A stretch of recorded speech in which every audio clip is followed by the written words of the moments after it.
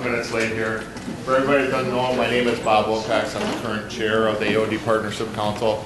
To show you how much respect I get from the staff, they told me they're going to make me a name tag and have it on it. So you learn to live with that. So we'll get started. Everybody got some minutes that were from the last meeting in the packet that you had.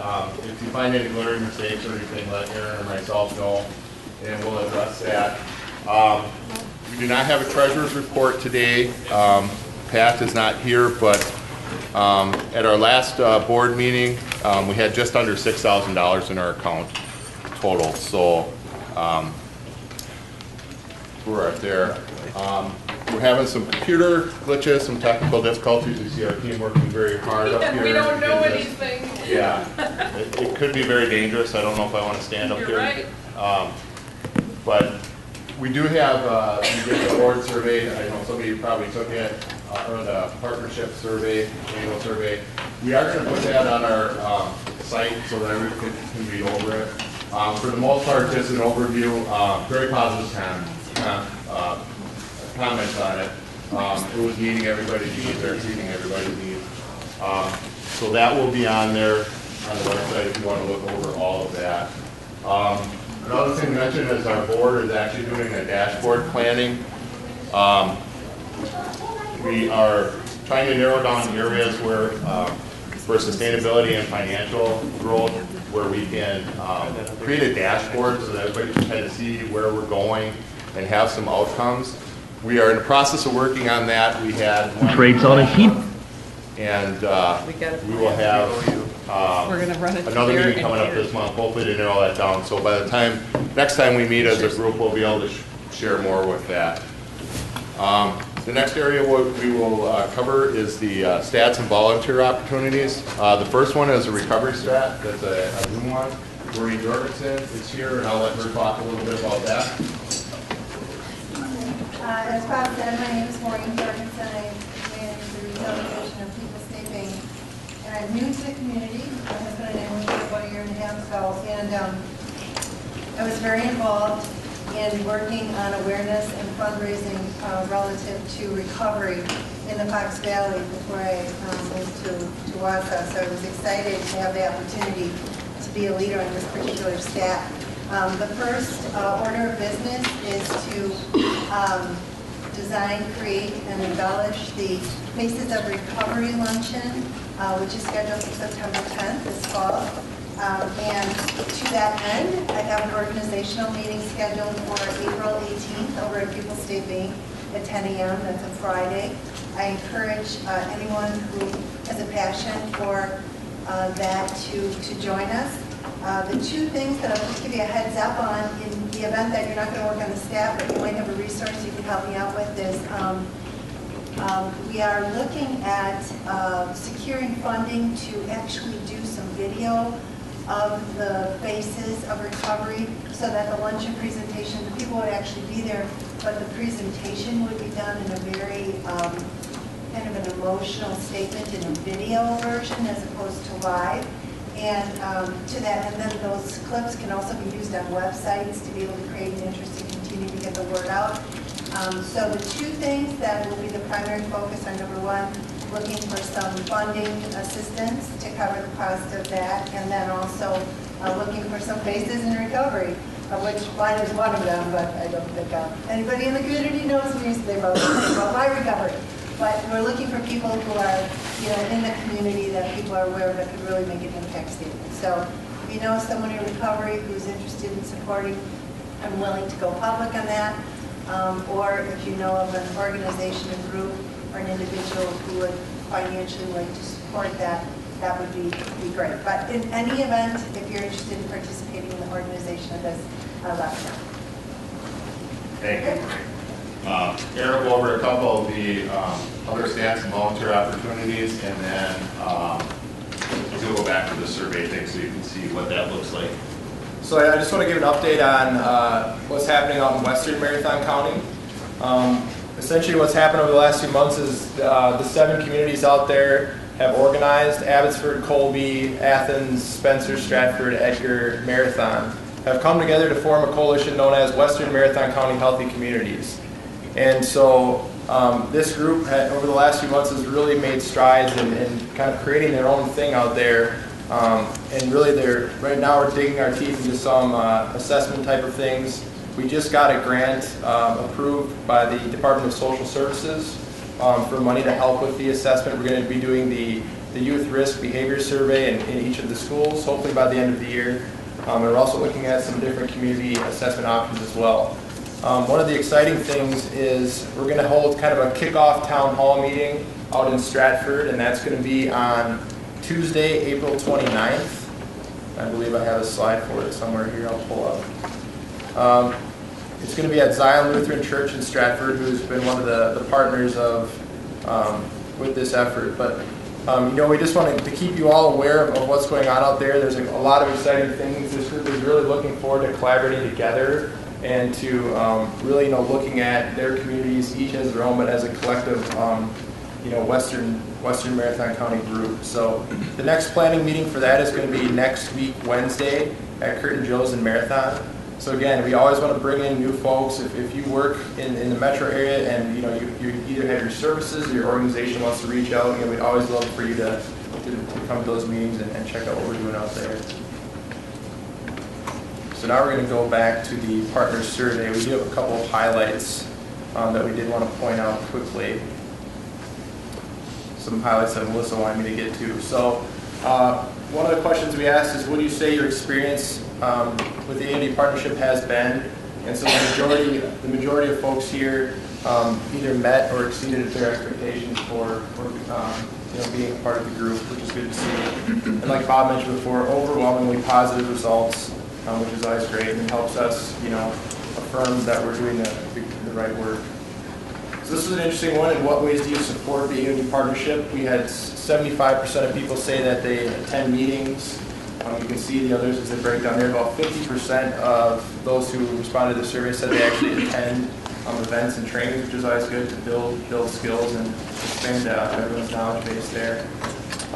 You'll see here, almost 60% of people say they're promoting the AOD partnership, which is great. We always want people to talk about the great work that the AOD partnership does and really expand, our coalition and its work throughout the county and throughout the region. What do you see as the benefits personally and professionally? So almost everyone responded to receive information, which is good. Melissa always sends out the weekly updates, and that's a really good source of kind of the latest and greatest news and notes about what's going on in the world of the AOD partnership and in our community. Networking is another big one. Networking and makes my community safer. We're second and third. So it's good to see that people feel like they can come here and learn from others and meet new people and kind of expand their network throughout the community too. This is a little one that we always like to see as far as staff and how we're doing, and overwhelmingly positive. There was one disagree for response in a timely manner, and I'm sure that was directed to Melissa, not me. But this is great for us to see. It's great for us to show this to the board to say, our staff appreciates, or our partners appreciate staff, and we always support you all in that as well. Again, do you find value in having paid staff? Again, overwhelmingly found that there is value in fewer paid staff in the partnership. So that's just the highlights. As Bob said, we're going to be posting the full report on the website, so if you want to see all the answers, you'll be able to look at that at a later date. And I do want to put a plug in for we recently updated the website, I think earlier this year. It's just AODpartnership.org. And really anything that we talk about, meeting updates, meeting schedule, handouts, all the stuff that we talk about in these meetings is available on the website. And it's really become a nice kind of resource spot. I mean, it's really improved over the last few months. So I'd encourage you all to check that out and really kind of sink your teeth into more stuff as we move along.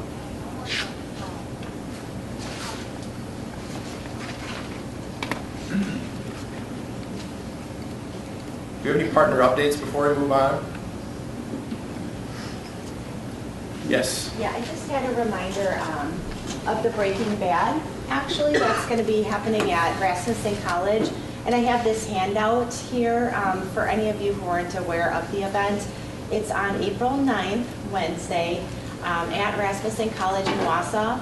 And we have Curry Myers, who is a retired sheriff, she's trained tons of different officers in several different states. She's going to be actually coming and talking about crystal meth production and the meth labs and things to that nature. A really neat opportunity. But the seats are filling up quickly, so just wanted to let you be aware that there is a place to sign up if you're interested in attending, and it is free. So I'll just let you guys just pass this around if you're interested, okay? Yes, Dot. Dot Coleman from the Central Wisconsin Tobacco Free Coalition. And a brief update today is about e-cigarettes. You've probably heard these things in the news quite a bit lately. I just wanted to let you know that I brought some, if you've never seen them before, after this meeting. I'll just hang around for a few minutes if somebody wanted to get that. We also have a fact sheet on electronic cigarettes, and then a sheet put out by Non-Smokers' Rights from the state of California. They've done some research on what's in the vapor of e-cigarettes and wanted to make sure that we get some of that information out because there are many fallacies. One is that they're harmless. Another is that they're a cessation device. Another is that it does not lead kids to start smoking, and more as we go down the line. And so if you want to talk to me about any of that stuff or get information, I can get your email and send you the links to where this information comes from. I'd be happy to do that. And I think I have a couple of sheets I can give away. So see me afterwards if you're interested. Thank you. Yes, Lori.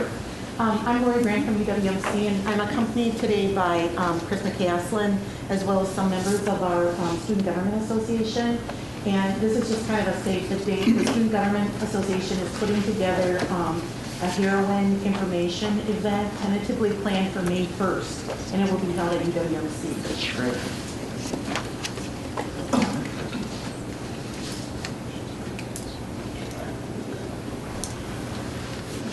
I think the sign-up sheet is going around if you could. If you've been here before or on the mailing list, your name's probably on there. It's alphabetical. And I think we do the in-kind on the sign-up as well over here. Yes. So if you've spent any time on your own doing anything for the AOD Partnership, please put the time and mileages down because we can use those in-kind to match grants and other funds that we get. So it's real important if you put that down. If your name's not on there, there will be a guest spot that's blank and pretty self-explanatory. So that'll be going around and you'll see that as it gets to you. So today we're going to talk alcohol versus pot, marijuana. It's a big debate how other states that are legalizing it. Relating it to alcohol, how it's similar, how it's different. So we're going to have several people talk today about some of the similarities and differences and also some treatment things, and we'll focus on the teen aspect of it as well. Our speakers today, the first one will be Melinda Paul. She's a drug recognition expert for our department. She'll tell you a little bit differences between alcohol and marijuana. Deb Biscotti, who now is with Peaceful Solutions, that does some counseling. Angela Greenfield from the Healthcare Center for Central Healthcare will talk a little bit about treatment. Aaron will have some information up here on the screen that we'll go over, and then soon we'll come and talk about the effects of alcohol and marijuana on a teenager's brain. And then hopefully we'll have some time at the end for questions and answers. If not, a lot of times the panelists do say afterwards you can grab them, if you don't want to ask it as a large group. So we'll get started and let Melinda do her thing.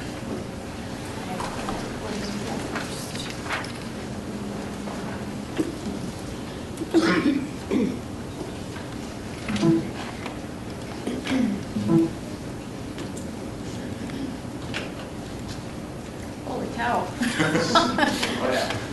Let's get break.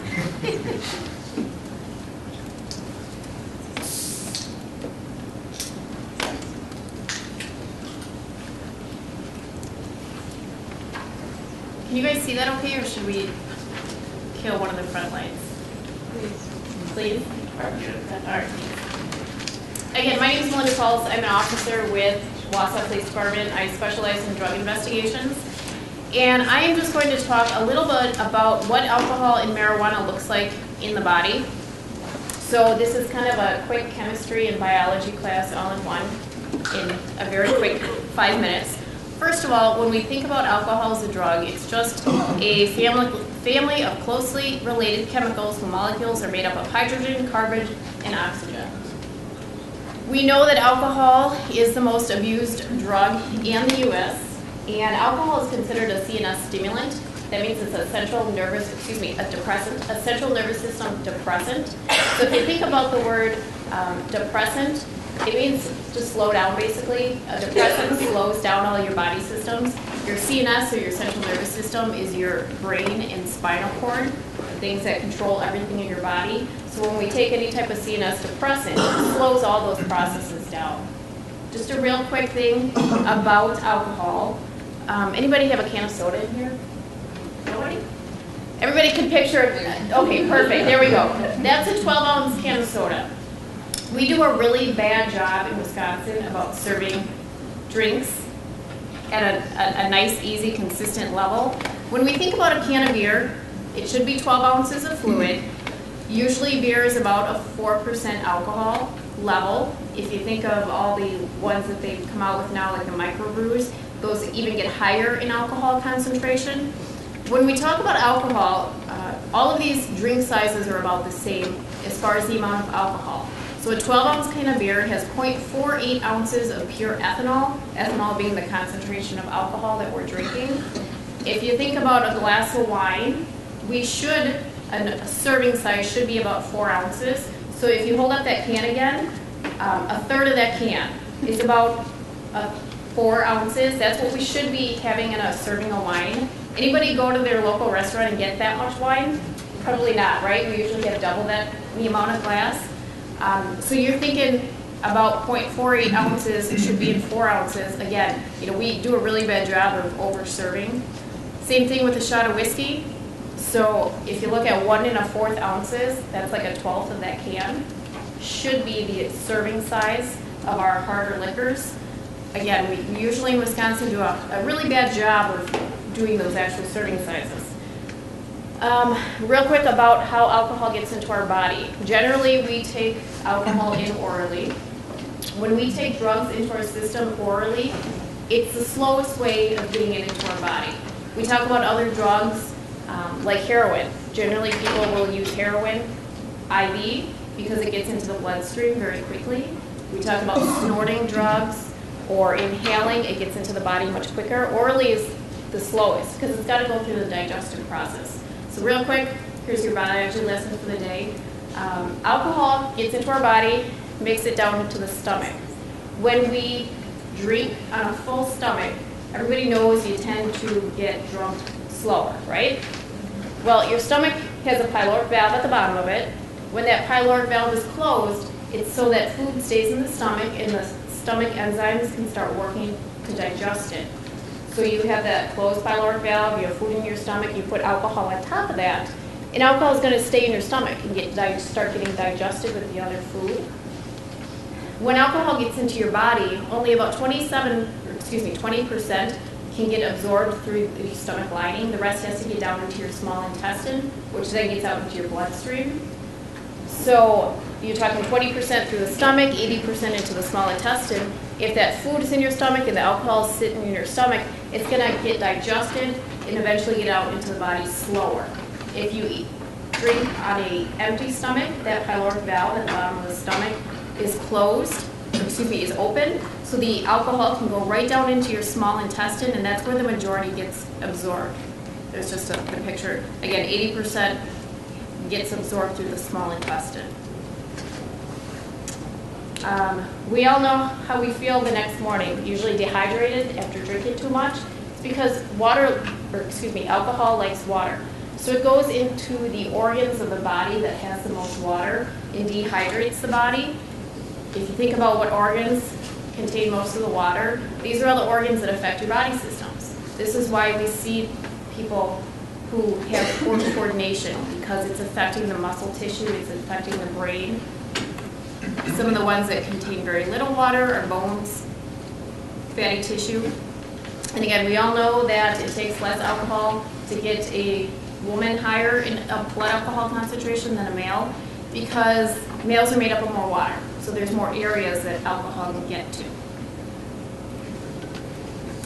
And once we get alcohol into our body, the only way to get it out is to have it go through the normal body processes of elimination.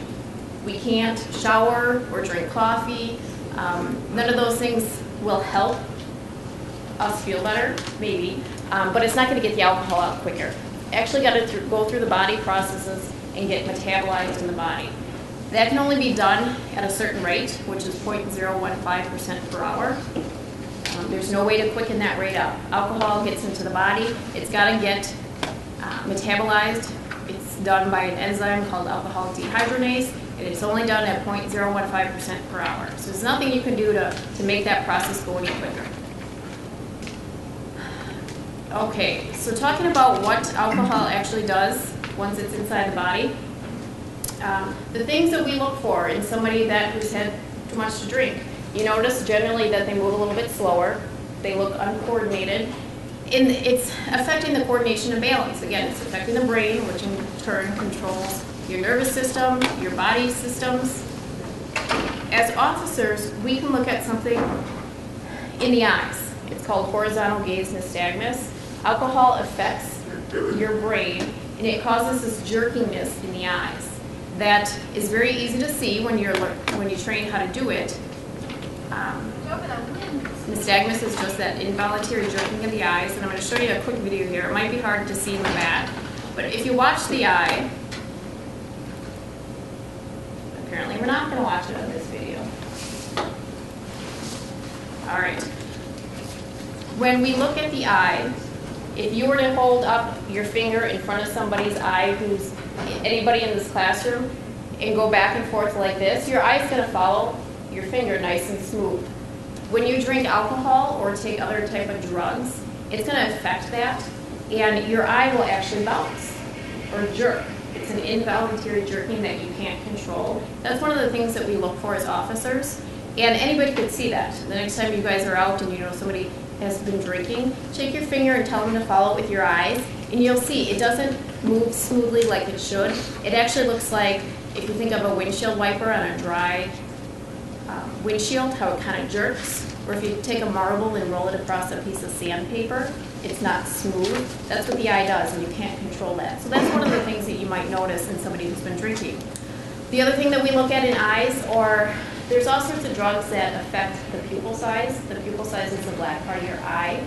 Can anybody ever think of somebody that they've seen or know that is on a drug and the pupils look really big? Just not normal, or sometimes they look really small, they're constricted. Drugs and alcohol affect your eyes. With alcohol or other CNS depressants, it doesn't. Your pupil size is normal, but you'll have that HGN or that nystagmus from side to side. Some of the other things, again, alcohol is affecting your central nervous system. It depresses, it slows everything down. So some of the things that you might see, drowsiness, thick slurred speech, people are uncoordinated, fumbling. A lot of times they'll have trouble doing things with their hands. Flaccid muscle tone just means very soft. Sluggish, eyelids may be droopy, eyes may be bloodshot and watery. Again, slowed reflexes, and they have problems walking. That's what gait ataxia is, just that uncoordinated walking behavior.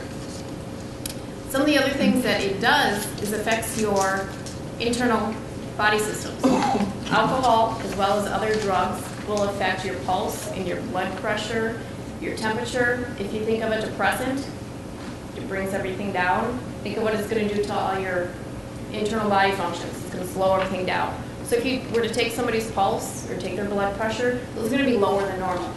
These are the average normal ranges that most people use. Depressants will slow these things down. And this is a chart with all the other drug categories. I'm going to put them all up here just because it's easier to look at all of them. But as officers, when we do field sobriety, we're trying to figure out which drugs somebody might be on. And we refer back to this category. If you notice the CNS depressant category, looking at the pulse and blood pressure, body temperature, it's going to depress, it's going to slow everything down. If you think of a CNS stimulant, like cocaine or methamphetamine, stimulate, it raises everything up. So this is just a chart that we look at to kind of show all the different effects. Any questions on alcohol? Okay. Moving on to marijuana and what it looks like in the body. First of all, the psychoactive ingredient that's impairing in marijuana is the delta-9 tetrahydrocannabinol, and I can never say that correctly all the time. Oops, go back. One of the things that, and I know Sue is probably going to mention this as well, but we all have heard that it's just marijuana. That's kind of the great debate, but it's not the same marijuana that we had years ago. The impairing ingredient, which is the THC, the delta-9, is much more stronger. It's much more concentrated now. We're looking at numbers as high as like 30%. So years ago, 2 to 6% concentration of THC was pretty normal. Now we're looking at concentrations between 20 and 30%. When Aaron talks about dabbing later on, which is a new trend, they're getting even more concentrated when you get up into those levels. So some of the things that you, yeah? I've heard that before about how the concentrations are getting higher. Mm-hmm. Give us a sense of why that is. Because we want bigger and better things. So people are trying to improve the concentrations to get a bigger and stronger high. Yeah. Well, wouldn't you say historically that there have been types of plants that had a higher content then and have the exact same content that they do now? I'm sure there probably are, but I know, people are always trying to do things better, so they're trying to grow things better. And they're just trying to get higher concentrations, so they affect you stronger and quicker and better. And they want a better high, so they're going to buy that product, and they're going to make what people will buy. Right, right. It's just like getting supersized at McDonald's. You could get a small, but for the same price, basically, you can get supersized and get more. So some of the things that we see with marijuana. First of all, marijuana is usually used in cigarettes that you roll yourself, or in a small glass pipe, or even a water bong. Well, none of those things have filters. Like a regular cigarette, you have some type of filter in there. So a lot of times you'll pack a cigarette full of marijuana, or you'll pack a bong full of marijuana, and there's no filter to stop that debris. So a lot of times that person may have debris in their mouth, or on their teeth, or even just a greenish tint on their tongue. It's because there's no filter to stop some of that debris. The other thing is with these glass pipes, you're holding a heating source very close to those, so sometimes you might even find burn marks or just kind of the hard callus burns on fingers from prolonged use. Just some pictures of all the different pipes that are out there. Again, these are glass, metal. Those things get hot, not like normal cigarettes. I don't know that there's any smokers that you would see actual burn marks on their fingers or even just that hard callus feeling. But with these type of smaller objects that get hotter, you might find that. I'm gonna put, ooh, keep going too far. So some of the effects of marijuana use. Can everybody think of somebody who's been on marijuana, what they generally look like? They usually look kind of mellow. Everything looks like they've slowed down a little bit. It divides attention. You should see divided attention impairment. So if you ask them to do one thing, they have a hard time doing that and talking or doing two things at once. So if you ask them to do something that divides their attention, they have a hard time doing that. Some of the other things, poor coordination and balance. Again, this actually is slowing. They look like they're kind of sluggish, very slow. The things that you're going to look at and be able to see, let me put these all up here. If you notice the picture of the eye there, the conjunctiva is just the white part of the eye.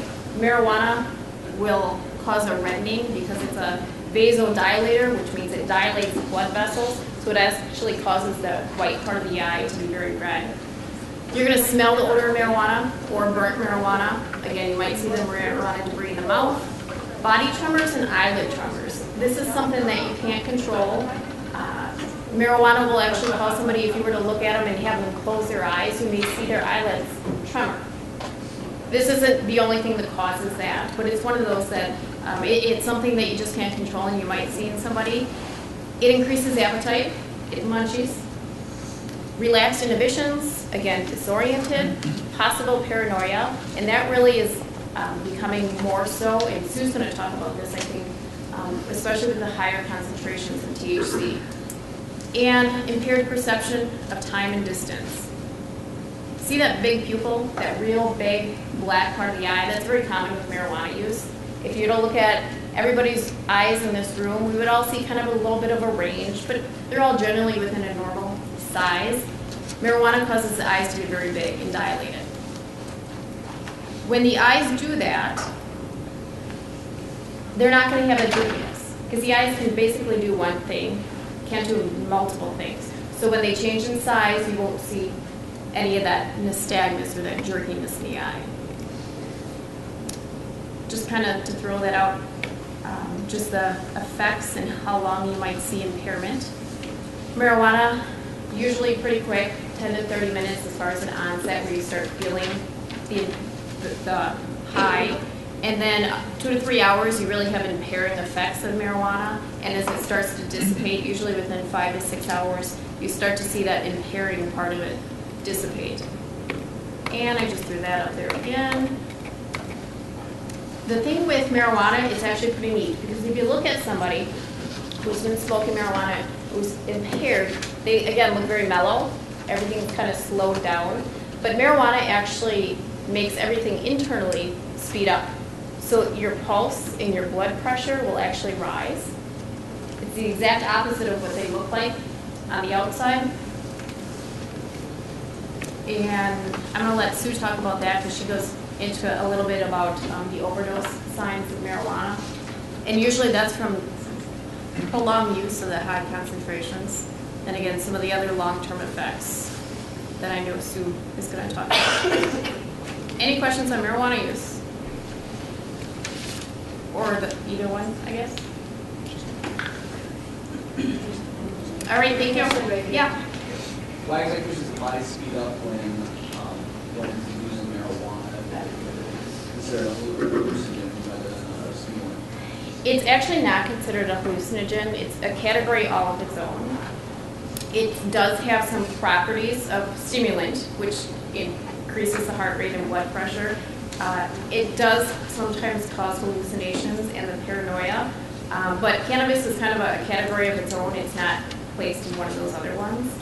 And it's just something that's what it does to the body system. You know, it will increase and have some of those stimulant type properties. Yeah. About health on lungs, lung function. You know, you think about generally people smoke marijuana. Again, there's no filter. You're getting that smoke. Their long-term studies have shown lung cancer or asthma, those type of effects. I guess I don't go too much into long-term stuff. I'm sure these ladies over here, Sue and Noah, can talk about the long-term things. I more so can tell you about like the direct impairment and what you see when somebody's on it. Anyone want to go over my time here? We're going to keep moving along here. We're going to change up the order a little bit. Sue is on her way from Stevens Point. She had to present at another conference, and she's making her way up. But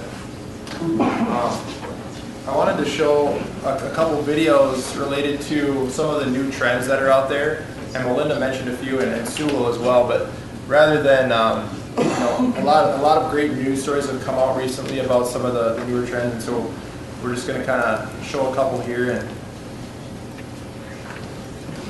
what you may not know about is how your kids do. It's called dabbing, and it's a growing trend in the way people are smoking pot. Okay, instead of smoking the dried plant, producers are extracting the THC for a quicker and stronger high. Unit 8 Mark Hanrahan has been looking into the practice and joins us live in Vancouver with what advocates and supporters are saying. Mark? Well, Tracy, in just a few months, you'll be able to legally buy recreational pot from retail outlets here in the state of Washington. This mini mart behind me hoping to sell marijuana in the coming months. And advocates expect that concentrates will be a hot commodity because they deliver such a powerful high. But critics warn smoking them is not without risk. It's been called pot's most powerful high. Search YouTube for dabbing and you'll find a long list of videos. People putting marijuana concentrates on a heated surface and inhaling the smoke. The longtime marijuana advocacy magazine High Times even dedicated its July cover to the practice. It's definitely exploded on the scene. At Mary Jane's House of Glass in Vancouver, manager Danielle Burton says the so-called rigs used to smoke concentrates are selling quickly. The reason, she says, is simple. It's basically eliminating the plant matter and you're just getting pure THC. Concentrates, often referred to as butane hash oil or BHO, are much more powerful. You're looking at about 75 to 100% concentrated THC. THC is the main mind-altering ingredient in cannabis. For college student Eddie Radcliffe, the more THC, the better. Why is it so popular?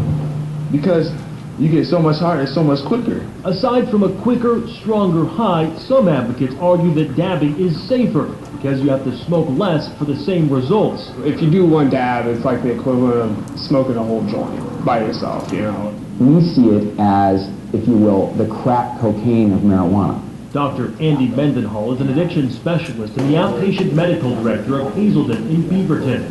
He views dabbing as a troubling trend. People are experiencing extreme levels of reward and euphoria, and that means that the brains of those individuals are more likely to become attached to those experiences. He worries about the long-term impact powerful concentrates may have on frequent users, especially teens and young adults whose brains aren't fully developed. The use and repeated use of a very strong substance that's creating reward, that's creating euphoria during a time of brain development, it can't help but have an effect on long-term mental health. While he urges caution, the popularity of dabbing appears to be growing as smokers search for a stronger high. We checked with the Washington State Liquor Control Board. A spokesperson for the agency told us he expects that concentrates will be allowed to be sold at retail pot outlets at a limited basis when they get up and running early next year. So you can see there, it's kind of one of the emerging things is this hash oil, which I'm sure Sue will touch on, but essentially it's a very, very high concentrated form of THC. And I have a couple other videos that talk about hash oil and get into vaping is another one of the kind of one of the trends that's coming along with dabbing. Anything you wanted to add on that? Had anybody ever heard of dabbing before? Just a few. Monday, Sue and I were at one of the alternative schools in the area, and all the kids were talking about it. Every single kid in that room, we're talking 15 to 17-year-olds, had talked about it, had done it, had tried it, or know somebody that has. I was just floored by that, because it's something very new to us, but all the kids know about it and are doing it. Just gonna let the Denver Zoo ad play here.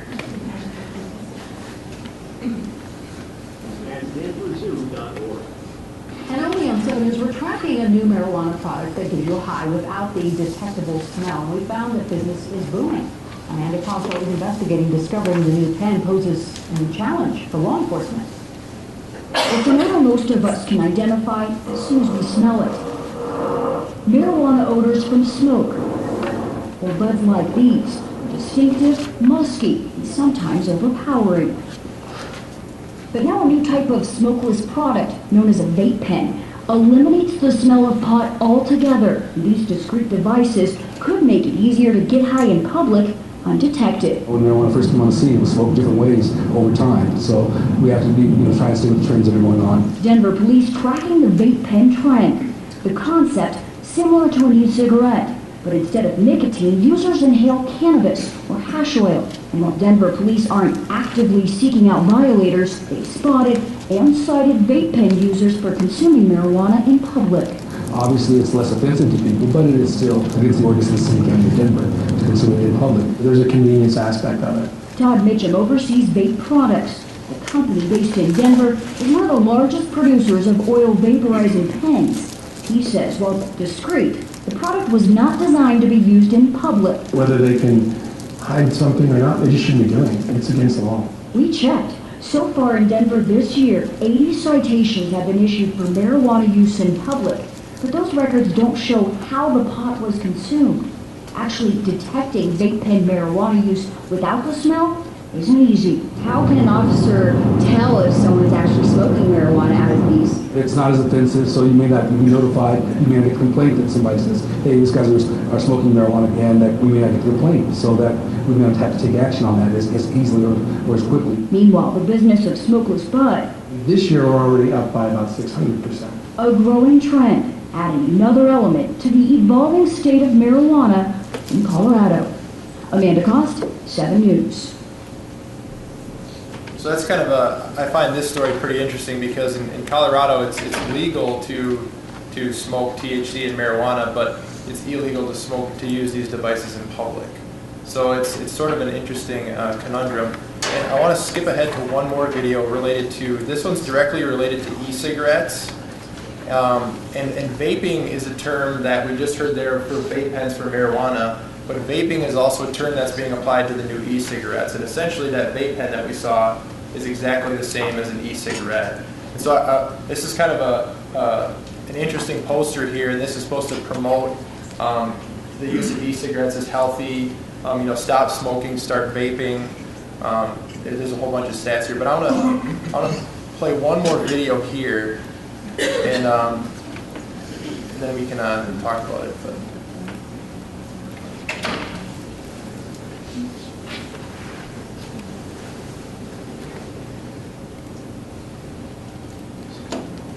I think we're going to have to bear with some more ads here.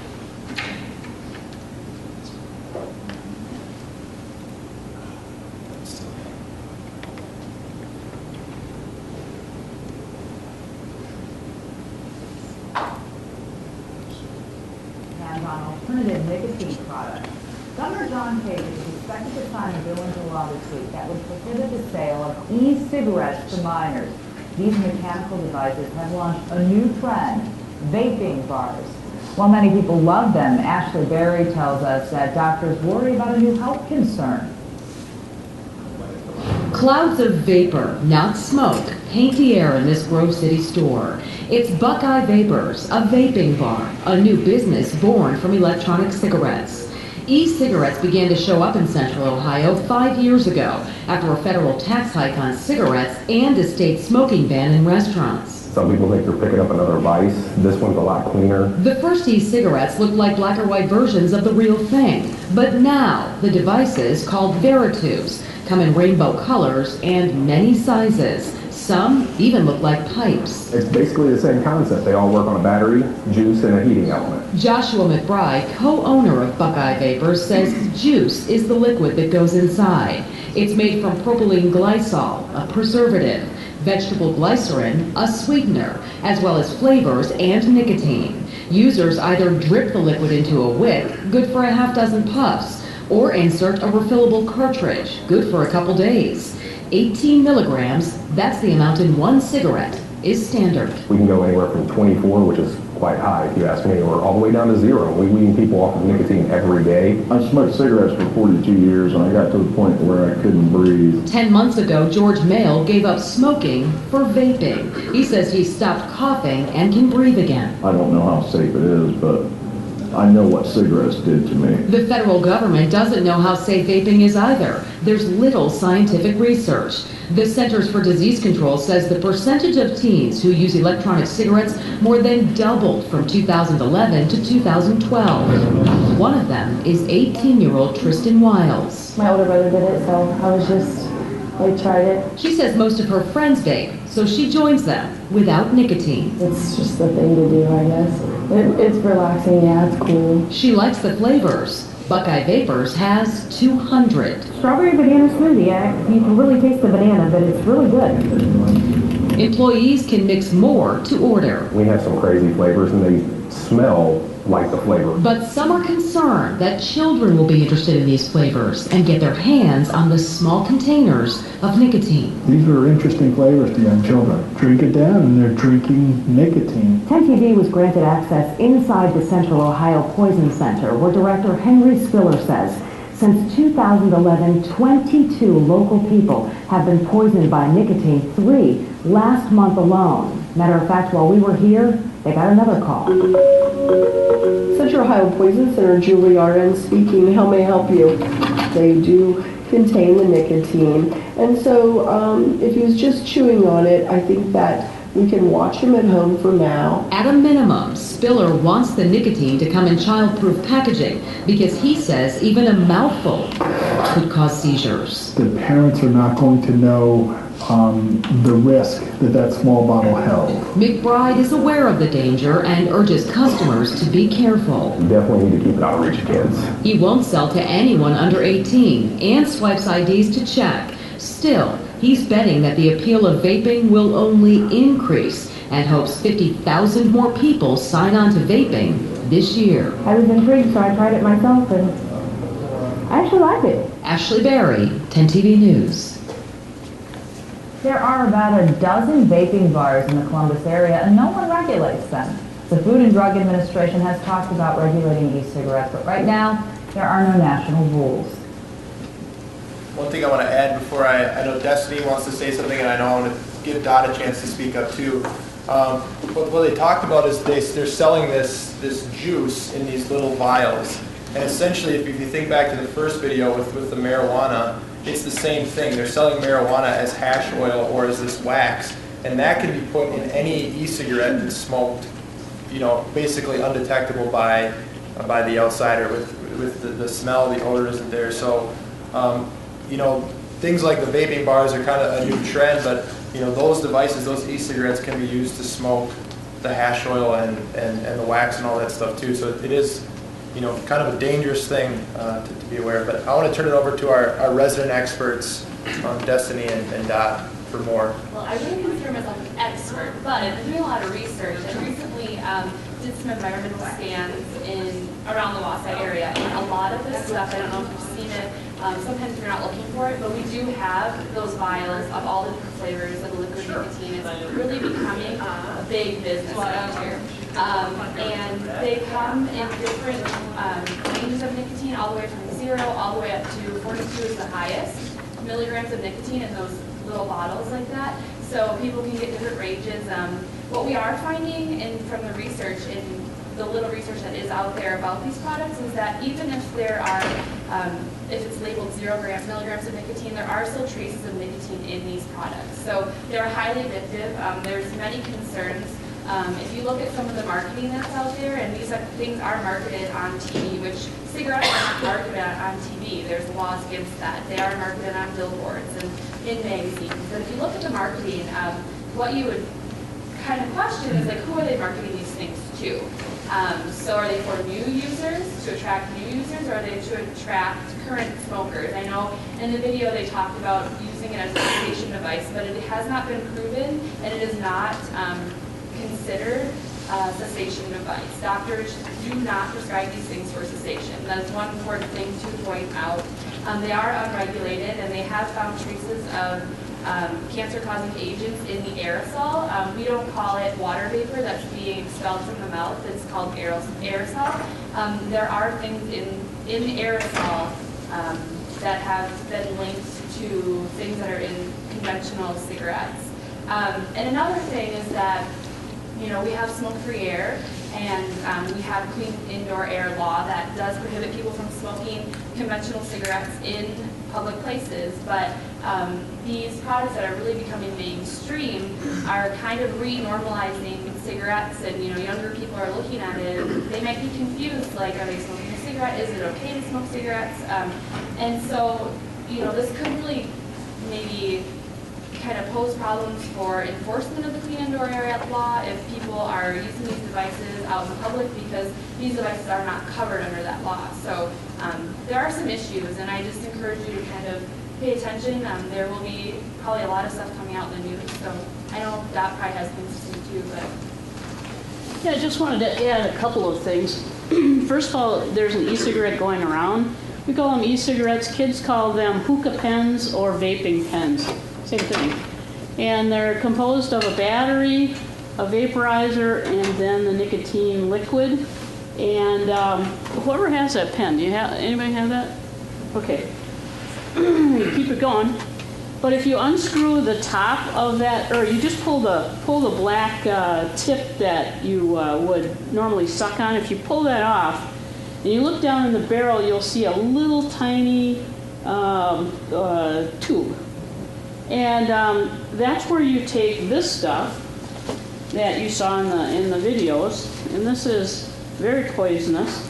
If you get it on you, so let's just say it's an eyedropper in here, and you take a couple of eyedroppers and fill the barrel of that pen. And he told me when I bought this that be careful not to turn your pen on before you fill it, because it would burn out the vaporizer. And that if I overfilled it past that tube and then I sucked on it, I would just get the pure liquid back in my mouth. I hope you didn't see my eyes go, wow. Because I already knew when I was going in to buy this that it's very poisonous. So there are definitely ways that it's poisonous. I mean that you can ingest this poison, and just a teaspoon of this nicotine liquid can kill a young toddler, and of course seizures and depends on how much you ingest. So that's what we have out on the market that, as Destiny said, is unregulated. The other thing I wanted people to know is that this indeed is becoming a big business in the B billions or T trillions category. All of the major cigarette companies are now throwing their hat in the ring. They think that this is the wave of the future, and cigarettes will be such a minority used product in the future that all of them are have ramped up to sell these. And here in Wisconsin, we just went through a situation where they tried to get a law that allowed e-cigarettes in workplaces, and that will probably come back again as a piece of legislation. So we need to think about, is that where we want to go with this? Because these pens, both Sue, who was on her way here, and I went to a training, I don't know, maybe a month ago now, and a gentleman from Utah who conducted the training is surrounded by states that have legal marijuana, and it's just rampant out there. And he said what happens is, this is not the usual practice where, I don't know, I'm old enough to call them hippies, but you know, the 70s people who did marijuana at the 3% or 6% level that one of the gals talked about, is thinking I'm going to have a hobby here, or I'm going to have a little business here. CEOs of major companies are now going out to those states and creating farms, and soon it will be an industrialized industry in the billions to produce marijuana. And then on the other hand, the liquid nicotine that goes in these, one of the biggest states producing that in the United States is Wisconsin. We have a company between Milwaukee and Madison who are building a new complex, because this is growing so rapidly that it's now big business for them too. And so we've gone beyond the point where these are passing fads into really a sustainable economic power. And once it becomes a sustainable economic power, it's really, really hard to argue against it, because certain segments of the population are very so pro-business that we can't touch that. So it's getting to be bigger and badder out there than it has been. And the gentleman who was teaching us about the oil, the marijuana oil and wax, and then there's a crystal form of it too, was sharing with us that that's 80%. If it's 3 to 6%, now it's 30%.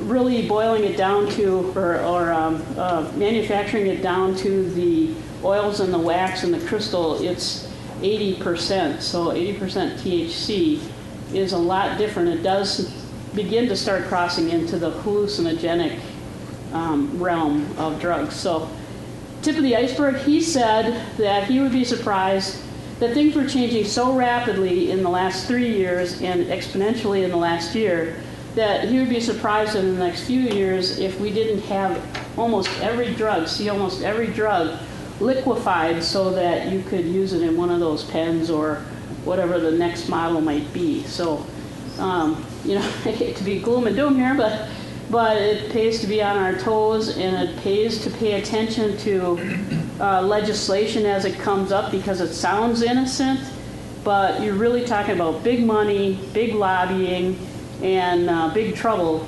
if we don't rein it in before, like cigarettes. It took us 40 years to get a smoke-free environment because the horse was out of the barn, and it's hard to get it back in once it's out there.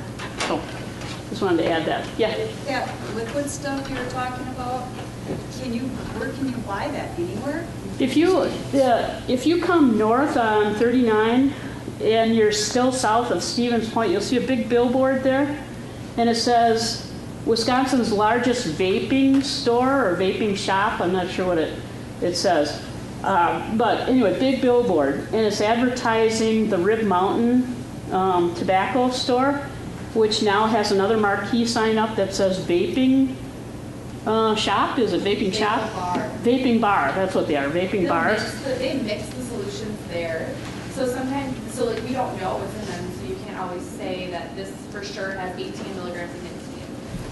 And then you can buy them at convenience stores. If you look, a lot of the convenience stores, if you look on the counter when you're checking out, they'll have those little bottles of liquid. And if they don't have those, they'll have like the traditional e-cigarettes, but they're right on the counter. So check it out and just see what's out there. And the coolest flavor that I saw was apple pie.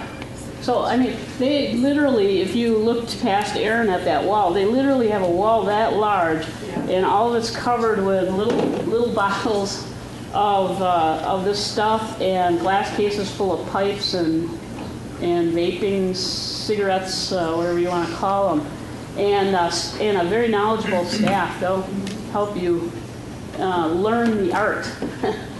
One more thing I wanted to say before I sit down, if I still have a minute, Aaron. 1 minute. Okay, just 1 minute. Is there are other substances in vapor, and we're talking about the tobacco type now, where people say that it's safe. In California, who is usually ahead of the ballgame because they have done this for a longer period of time, they're talking about such substances as acetaldehyde, benzene, cadmium, formaldehyde, isoprene, lead, nickel, nicotine, nitrosone nicotine, and toluene being in the product. And that's what they actually, analyzed samples and found, in addition to heavy metal, which is, pretty devastating in and of its own right. So these things are not, as Destiny said, regulated. So they tell you that the 4 ingredients are what you saw in that video, but they can't help but have some of these other products. And if you've been in chemistry, remember chemistry at all, when you have a substance and then you heat it, it becomes another substance. And quite often that other substance is can be either lethal or carcinogenic. And that's what happens to cigarettes. They have a certain number of chemicals in the tobacco, and then a certain number of chemicals are generated by heating or burning that cigarette, so that you get a whole nother group of chemicals. So desperately in need of regulation, and the FDA, Food and Drug Administration, was given the power to regulate tobacco products, and because nicotine is the #1 ingredient in these, that there's no other way to get nicotine except through tobacco, so that makes this a tobacco product. So we're kind of waiting a little bit for them to kick it in gear and make some regulations that the rest of us can use in our own states. Thank you. Thank you. And if you any more information about e-cigarettes or anything, please see Dot and Destiny. They're always willing to go to your place of business, organization, wherever, and present as well. I'm going to turn it over to Deb now. She's going to take it away from us, and I'm sure Sue will be coming shortly. All right, well, I don't know if I'm taking away or not, but we'll move along. All right. Melissa asked me to talk about some of the trends that I'm seeing and some of the treatment needs for our young people. And those of you who know me know I've been at Peaceful Solutions a little over 2 months now. I'm working with the Choices program, both low risk and high risk there, and so I'm working with the adolescents in the program. And some of the things, that I've been noticing are, for example, younger kids. We've got younger kids using more high-risk behaviors. For example, meth use and IV drug use. And I'm working with kids between the ages of 12 to 18 in these groups, so that tells you the kind of risk behaviors that we're seeing in these younger kids.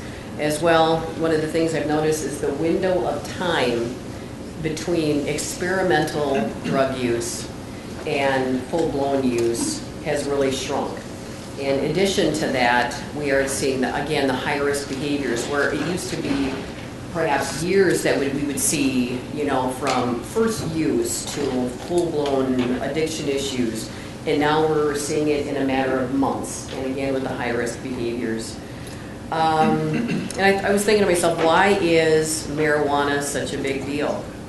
One of the things that I used to ask at Wausau Health Services when I was the director there, I ran a lot of the groups, and I would ask, just out of curiosity, show of hands, how many of you started with marijuana?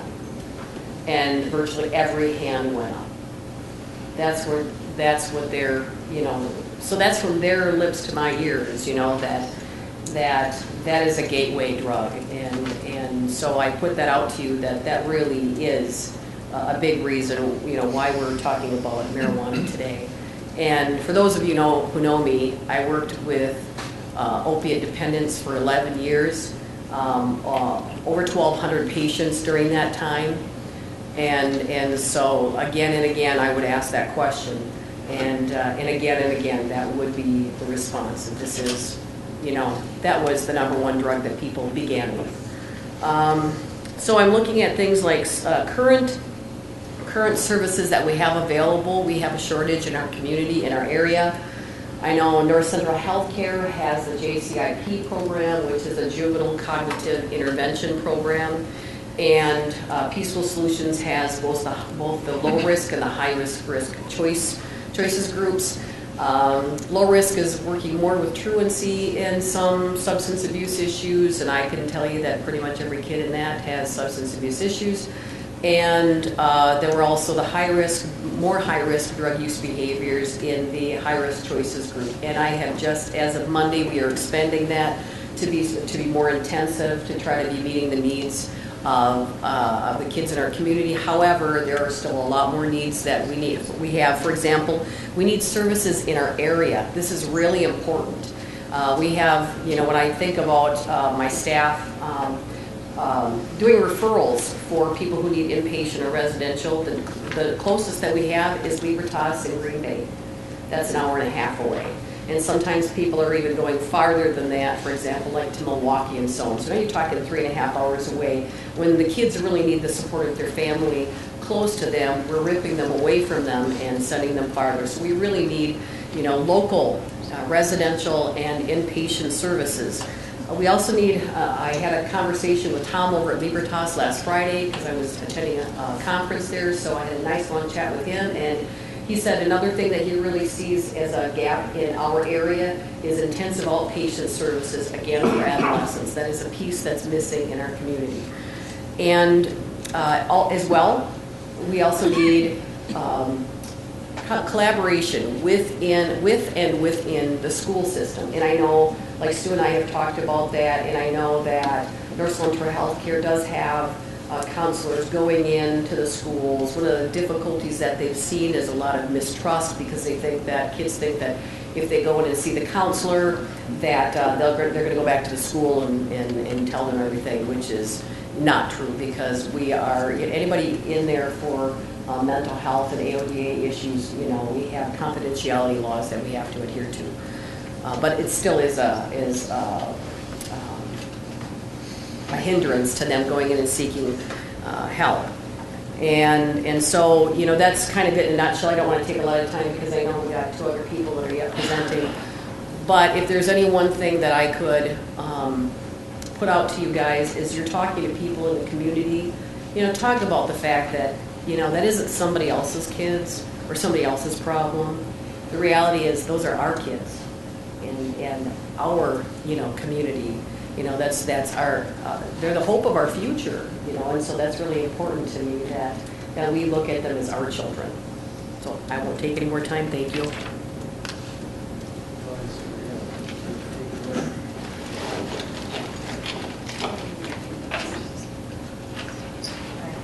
I have some of the hookah sticks, the vape pens that I'll just start passing around. And then this is the oil that goes into them.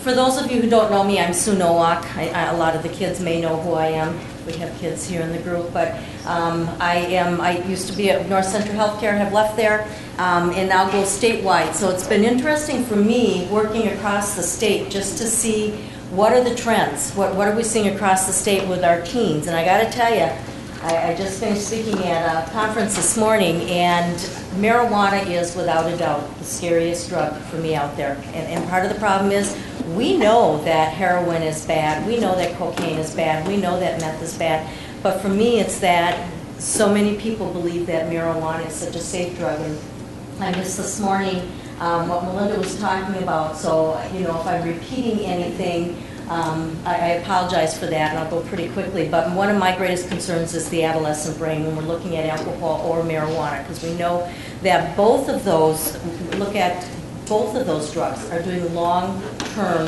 damage to the adolescent brain.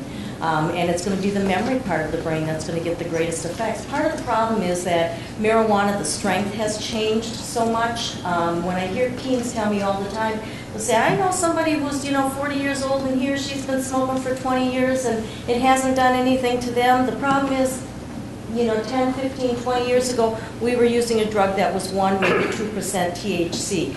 Today, that drug in our area is anywhere from 18, 24, up to 34% THC. Last week I heard from Portage County, one of the deputies up there said they were finding stuff that's up to 36% THC. And now with the dabbing, and did you guys talk about the wax and the dabbing? It's coming in and it's getting a lot stronger.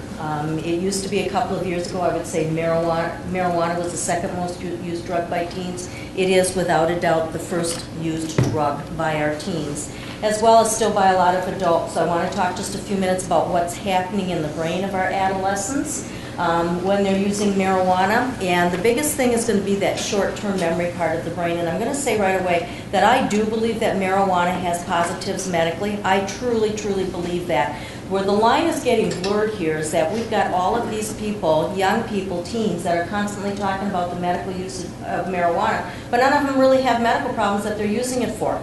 They're just using that to make it feel like it's okay to be smoking marijuana. But what we know is that it's affecting, one of the main areas in the brain is that we know that it's affecting is going to be the hippocampus. And the hippocampus part of the brain is it's the part of the brain that it stores all of that short-term memory. And what it does is that part of the brain makes the decision on whether or not it's going to keep information that you learn or whether it's going to throw it out. So one of the things that I look at is, and again I'm focusing on just the young people here today, but you guys, you're hearing all of us speak today, you're seeing us. All right, so that information is going in through your eyes and it's going in through your ears. And it's getting stored in the hippocampus part of the brain. What marijuana does is it actually kind of coats those receptor sites in the hippocampus part of the brain. So today, with the information that you guys learned, you're going to take that information, you're going to go home tonight, and you're going to sleep. While you're sleeping, that information is going to be moved from short-term to the long-term part of the memory. The problem is with marijuana messing with those receptors in that area, what it does is it doesn't allow that information to get stored into long-term memory. So what your hippocampus is doing is it's kind of shooting out all that information and saying, well, we don't need to keep that information.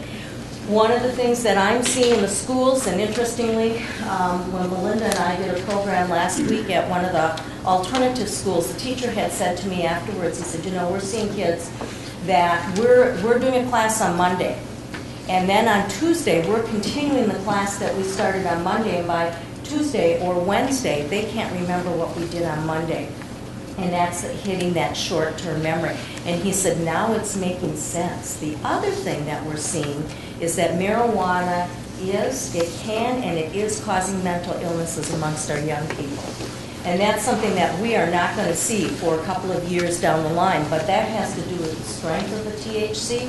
There's this myth out there that you can't overdose on marijuana, that it's not going to cause any great harm. The reality is the marijuana does have an overdose state, and it actually takes anywhere from a couple of months to a couple of years for someone to overdose on it. Because when you smoke marijuana, the THC is going to store in the fattiest organs of your body. The fattiest organ you have is the brain. So when someone smokes marijuana, it goes from the mouth to the lungs, absorbs into the tissue. When somebody gets high from marijuana, the high is telling you that the brain has been affected. That's all that high is about. But what happens is the THC stores in the brain, and because THC stays so long in the brain, it can stay up to 2 years in the brain.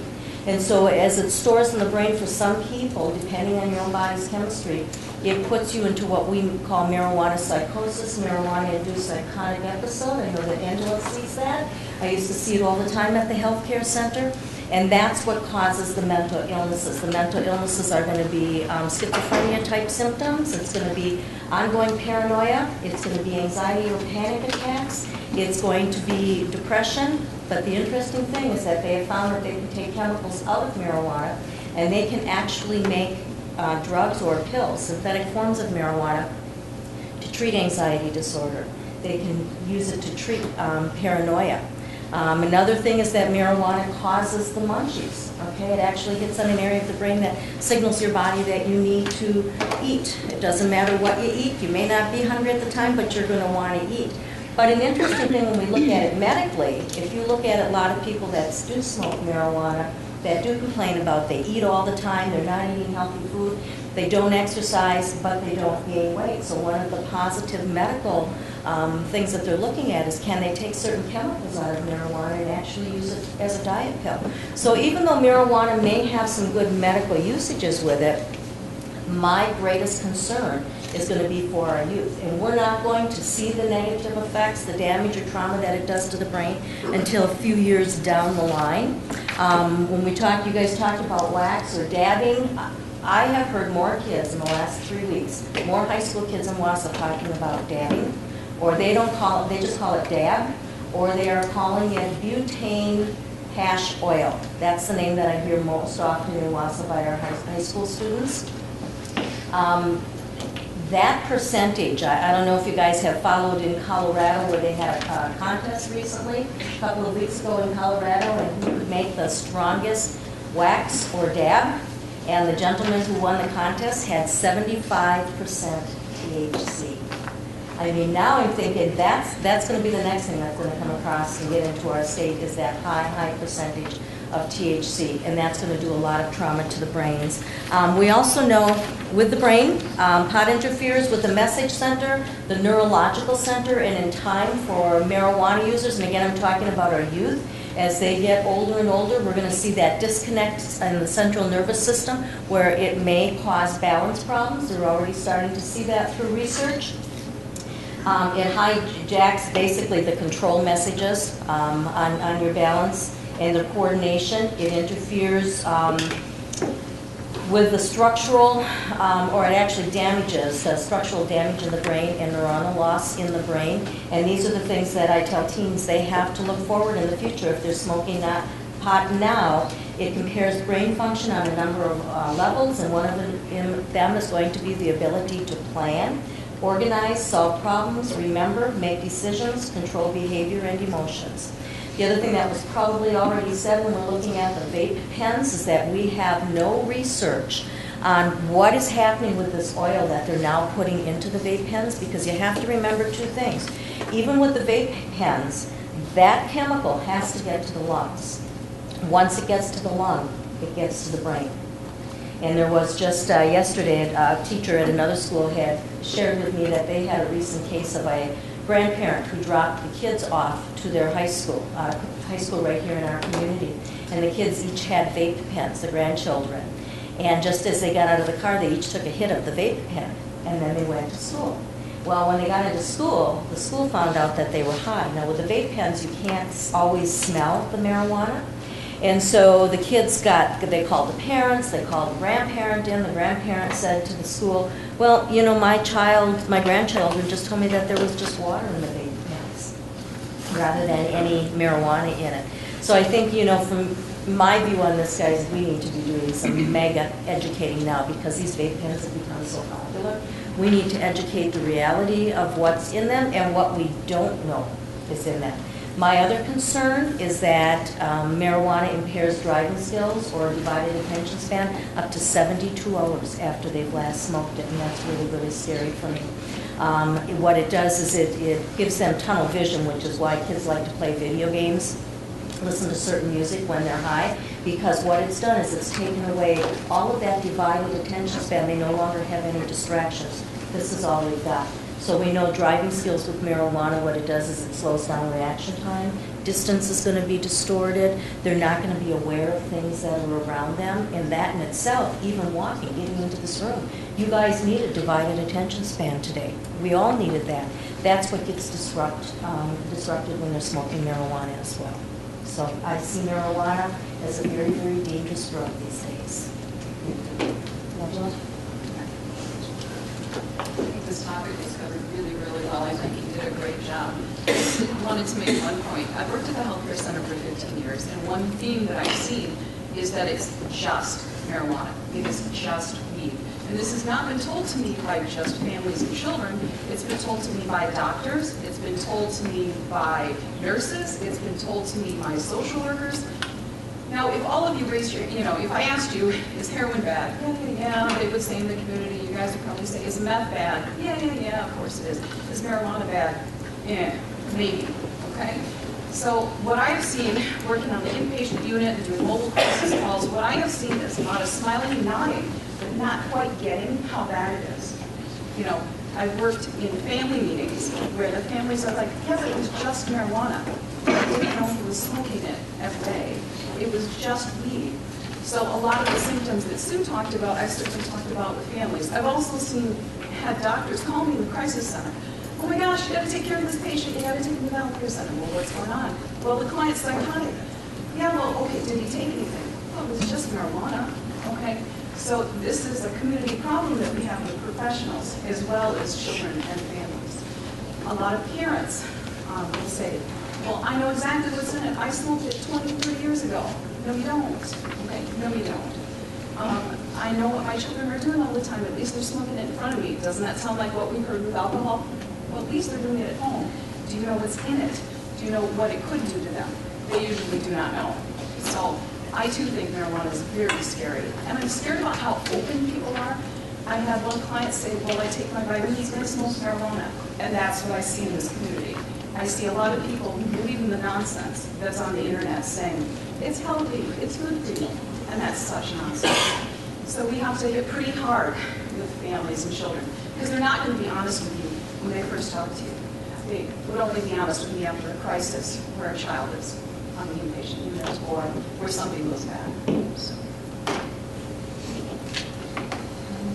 So we do have some time for some questions.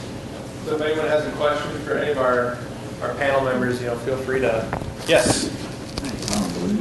I was going to ask you could you cite the source that claims that they're related to lung cancer? Because I have actually heard quite the opposite from a scholarly article that claims a team of doctors in the field mostly that says that it prevented cancer. I actually have the research. I don't have it with me right now, but I could get it to you. And let me just state that we know that if you're looking at cigarette smoking versus marijuana, we know that there isn't any nicotine in marijuana, but we know that there is tar in marijuana, and we also know that there's 50% more carcinogens in the tar of marijuana than what there is in cigarettes. Now, the whole thing about the lung cancer, we know that marijuana can help with cancer as far as it can help with somebody going through chemo. It can sedate the gag reflex. It can be sedating to the stomach. But we also know that there is one specific kind of cancer that they have found that they can take chemicals out of the marijuana, and they can use it to treat that marijuana, or treat that specific lung cancer. And I think that's where it gets confusing, because we also know that because there's so many more cancer-causing chemicals in the tar of marijuana, that they have found that it is causing different types of lung cancer. So I think we have to separate. There is one kind, though, that it can be cured. The other thing that I want to say quickly, you know, kids tell me all the time that marijuana is natural, that it's just an herb. Because of the way marijuana has been made in the last few years, and the crossbreeding, the fertilizing, the different techniques, they are now finding different kinds of bacterias and funguses and even fertilizers now in the lungs of people that are smoking the marijuana. So it's not that pure, safe plant that it always used to be. I'm just wondering, is there any kind of quit line for people that use marijuana like there is for smoking cessation? Or has there been discussion at a state level if that's kind of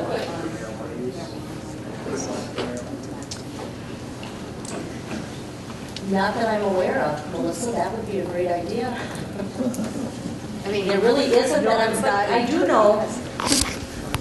do know, guys, that there is marijuana narcotics. We don't have it in, it's called Marijuana Anonymous, and we don't have it in WASA here, but I know that there are other states that do have that group going. So that would be another great group to get running in our community.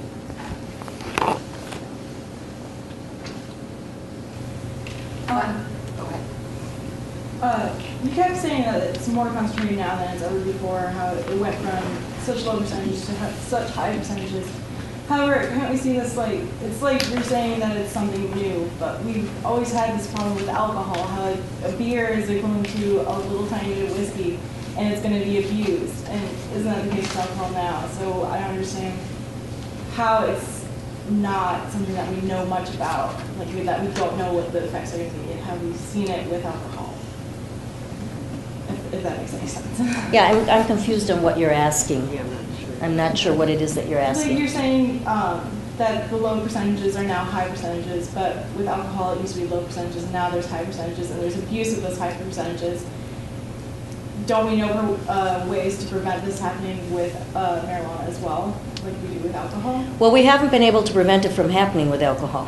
That's the problem. And what my personal opinion is that as soon as marijuana is legalized, like if it's legalized around here, we're going to see some of the same problems that we're already seeing with alcohol. So would you say that another way to combat that is just more education about it, like we do with showing the different percentages of alcohol and the different serving sizes? Like start actually promoting information about marijuana in that retrospect. I do think we need to do more education on it, but I also fear the legalization of it, because the states that have legalized it, I think we need time to see what's going to happen. And my greatest concern is the young, but I also have a great concern with parents who are raising young kids in the household, because the reality of marijuana is that it impairs you. It impairs your feelings, your emotions, your thoughts. We don't need parents that are impaired taking care of children, whether they're small children or adults. I agree with this, yes. But don't you think that, I mean, there are plenty of testimonials out there that you can find of parents that do it and say that they're better parents because of it. They say so are we not they taking do. into consideration that kind of aspect as well? They say they do, but I also, and I don't mean to monopolize this, guys, I did a group a while back with middle school students whose parents smoke marijuana. And it was really heartbreaking to listen to these kids who the parents think that they're doing just fine. But the kids talking about how they can't really talk to their parents because the parents don't take things seriously, that they may laugh, that they're, there is this withdrawal from marijuana called acute withdrawal when you're coming down from the high, and then 4 to 6 weeks later you got the physical withdrawal. Both of those withdrawals For some people, not everybody can cause real edginess and irritableness. If you're edgy and irritable, who are you going to take it out on? Your children. And there have been many, many cases that have been cited to that, just of neglect because parents are stoned. Now that may not be for everybody, and I think that's what you have to put in perspective. I think with marijuana, that's the one drug I find it the most controversial because it's a little bit different for everybody, and I have to respect that as well. Any other questions? Like I said, I'm sure the panelists will be happy to talk to you if you want to talk to them one-on-one or have some questions, or if you come up with questions before Melissa or I, we can get them all to people. Thank you everybody for attending. We did pass around a